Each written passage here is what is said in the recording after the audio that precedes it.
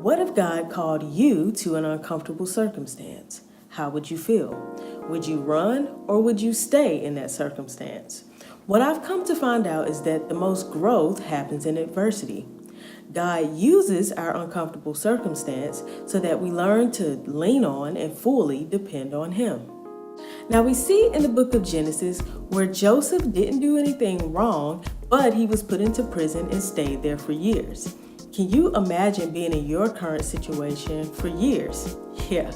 Well, there was no detail in the Bible of how Joseph felt, but one could assume that he felt quite frustrated. But despite that, he continued to believe in the promise and the vision that God had given him. Now, we see 2 years later where Joseph gets out of prison in order to interpret Pharaoh's dreams.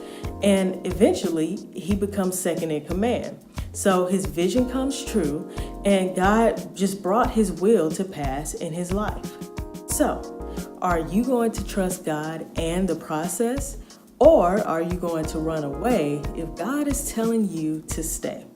If you run, you may end up restarting this test somewhere else. So continue moving forward, continue being patient, and continue seeking and trusting God.